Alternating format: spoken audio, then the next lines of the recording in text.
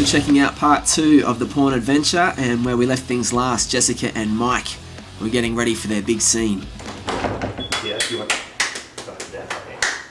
Yeah, so it was fun checking out how everything gets done, and also meeting some of the people on the set, including the makeup artist Christine. She used to be a big star in the business under the name Shelby Stevens, and it was fun having a chat with her and asking her thoughts about the industry. I have a very different view on the business. I think it's a great outlet.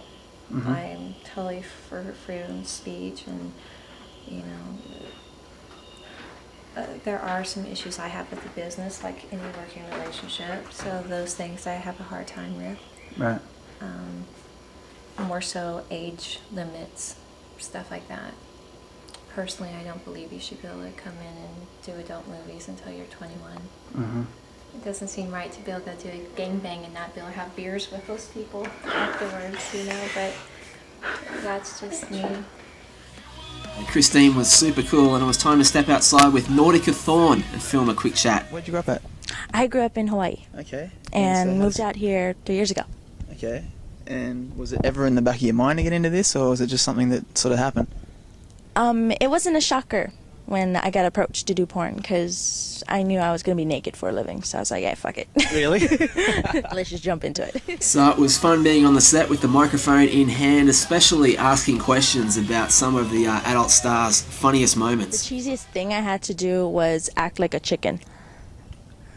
Can you explain that for me? Like, how does that work in a sex scene? It wasn't really a sex scene, it was just more of a laugh factor kind of a thing. Yeah, just a girl was... Well, all of us in it, it's called spring chickens, and we act like chickens before we get fucked. It's kind of retarded, but hey. So I really had no idea what to expect of the day and any of the interviews. Nothing was really planned, but it was fun checking out everything that was going on, including a photo shoot after I finished with Nautica with Jessica out by the pool, and she's very friendly. And I've got to say a big thank you once again to Wicked Pictures for letting me be there with the video camera, because the cool thing was obviously filming it all and taking Vinny, my mate, with me, and he kept an eye on things. Yeah, it was great fun being in a mansion on a perfect day in LA, and yeah, thanks to Wicked Pictures. But we went back inside because one of the scenes was about to be reshot.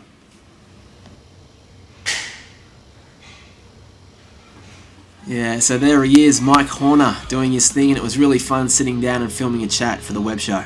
We're still here on the set of the Wicked Pictures film, The Collector. I'm here with Mike Horner. How you doing, man? Nice to meet you. Yes. Now, I've got to tell Australia that the very first adult film I ever saw was about 14 years of age.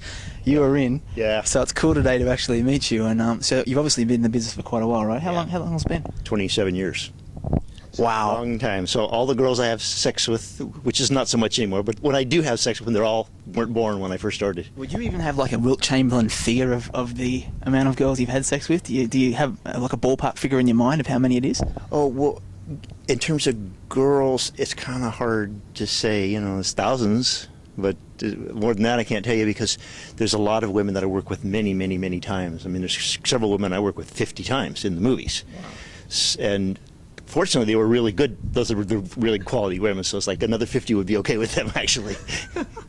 Do you see them socially, and what's it like when you run into, say, someone you work with, like in a social environment? Well, it depends on where you are. I've run into people in places even like churches and stuff like that, and that's a different way you would deal with somebody than if you're, you know, at a party, or if you're in another work environment. I run into people when I was doing some mainstream kind of work, and because there's a lot of separation, you know, we'll go, but we kind of keep quiet because sometimes the crossover is difficult. Yeah. So that's happened several times. It's really kind of funny. Okay. I've even, you know, been the director of a porno movie, and he's directing a mainstream movie, and he goes, "Oh, you're here for the, I don't know you." Yeah, Mike was a super cool guy, and one of the things I really wanted to ask him was, growing up, what his friends thought about him having sex with hot women for a living. There's always that thing. Men go, and the women go, "Oh, well," kind of thing. To me, I was still, when I was doing it in college, it was still awesome. And I was really as much, at that point, doing it to get laid as I was doing it for money. Yeah. They kept handing me a check, and I was like, really? Right. This is money, too? Yeah.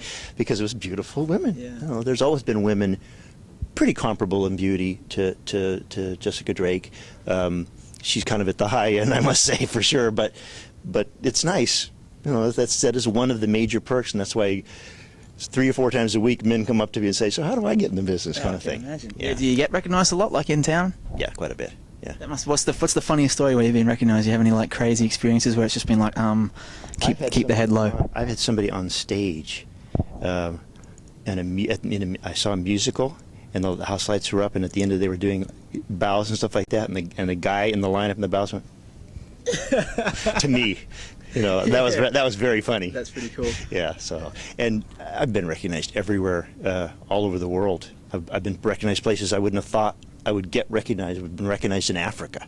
Wow. So hearing that, it's quite amazing, really. But a lot of fun catching up with Mike, and then it was back inside to meet Aria, and then step back outside to film a chat for the web show. How long have you been in the business for?